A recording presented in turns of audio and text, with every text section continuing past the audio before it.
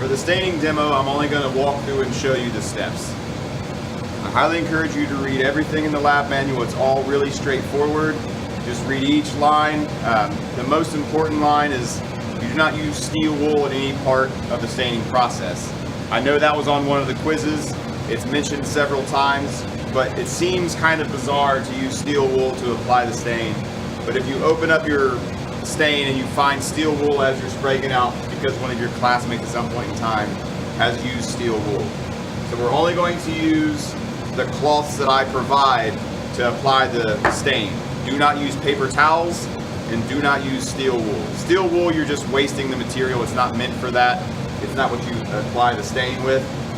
Paper towels are more combustible. So we're only going to use cloth because it has a higher flame temperature than paper does.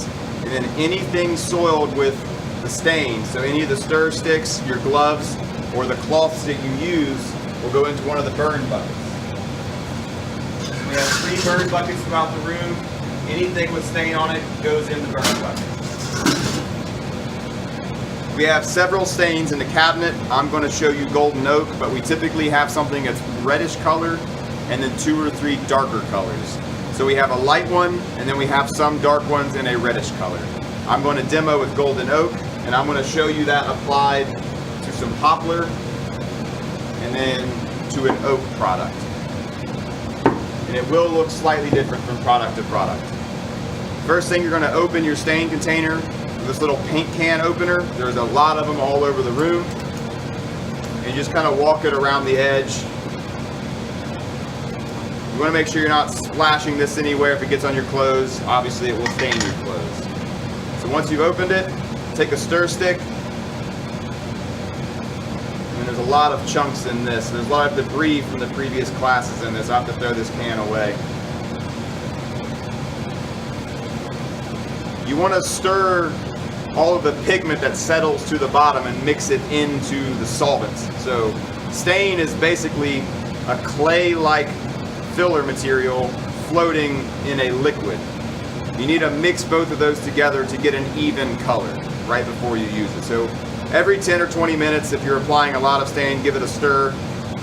But for your products, mostly you should be able to stir it once right before you use it and then keep going.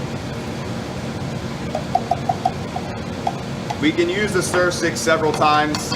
Just knock it off and then you can leave it on the table and it'll stay there until it gets pretty covered. So I've mixed my stain. Now I'm going to take a clean stain cloth, saturate the cloth, and then I'll apply stain to my product. So this is poplar using golden oak.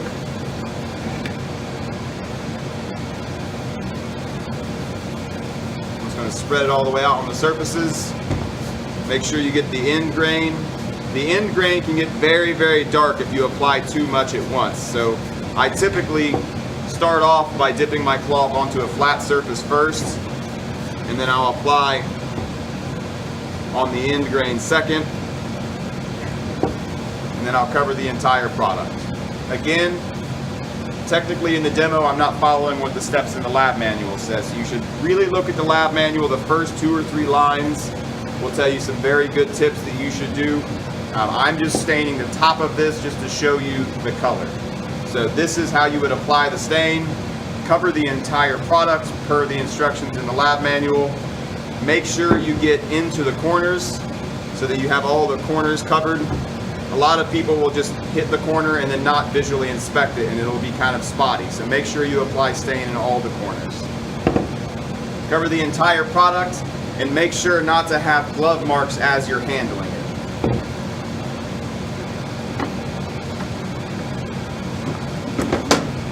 So you want to make sure that you're not having glove marks kind of all over the place. In some spots you can actually see thumbprints. So make sure you're applying it smooth and you're not having any marks on there. You also want to make sure that you're buffing it off afterwards. I'll demonstrate that in a minute. But this is something that has thumbprints all over it, glove marks, and then it's really poorly applied. If you have any hardware, such as on the jewelry box product, you want to make sure you remove the hardware per the instructions. The stain will actually corrode the brass hardware and the stainless steel hardware. It will cause it to corrode. So if you look at the corners of this, it looks kind of bad. So you need to make sure you remove this before applying any stain. So now I'll apply some stain to the oak.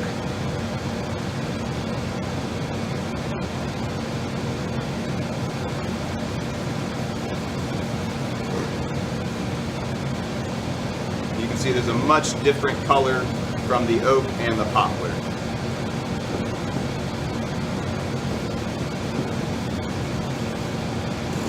You want to make sure you're applying it nice and evenly.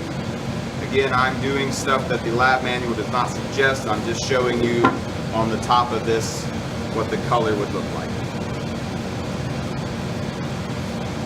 And then once I'm kind of finished getting most of the areas, I'm going to stop holding the part down and just spread this out so there's no brush marks or stroke marks. Get in the corners, make sure they're covered very well, and then do the entire part top to bottom. So this is golden oak applied to a piece of oak. Once I'm finished, I'm going to shut this back.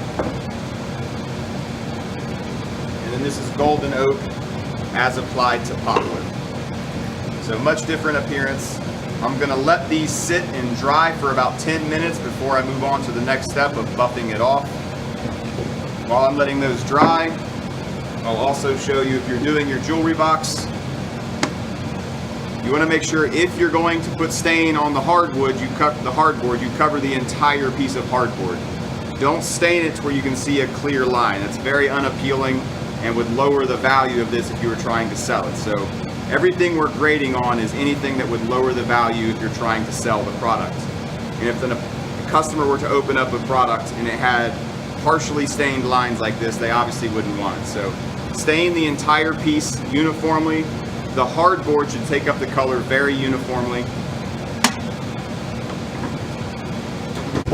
We have these staining racks on a stand on the side of the room. You can take your products and stain them while they're on this little rack.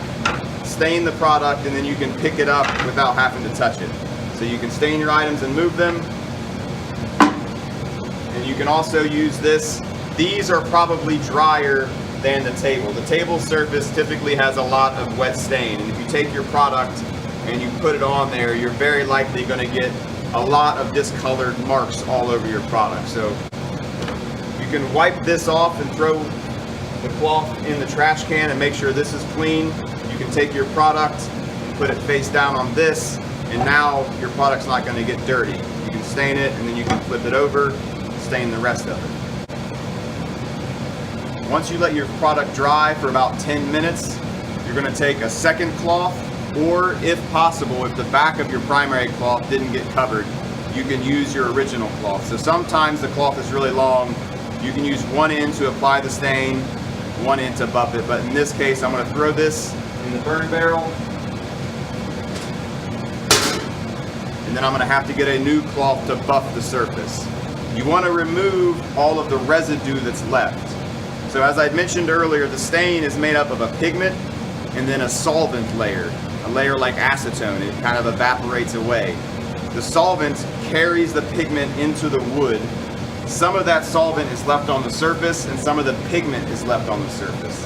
You want to remove all of this. You especially want to make sure you've wiped off all the residue before you clear coat, because the clear coat won't set properly with all that solvent and pigment left on the surface. So you're going to take an extra rag and you're just going to go through and wipe off any layer of film on the top that's going to kind of collect it. And you're going to get some color that comes off onto here. So this is all the pigment that's left over, and you removed all the film that's on this. Same thing with the oak piece. Again, you're just going to make sure you're cleaning it, removing all of the excess material that didn't seep into the wood and cause it to change color, that's just resting on the surface. So I'm going to remove all of that. Once you've stained it, you may notice you may have glue marks along the seams. You can always go back on the child stool. You can always go back and re-sand this and then re-stain it again. Just make sure you use the same color stain. With the jewelry box, it's a little more difficult But if you do have glue squeeze out, you can try to make sure you remove that, and it will show up very badly once you stain it. You can look to the lab manual for the best color stains for each situation. So you might have burned edges, you might have burning that you're trying to conceal, you might have glue marks you're trying to conceal. Different colors have different effects.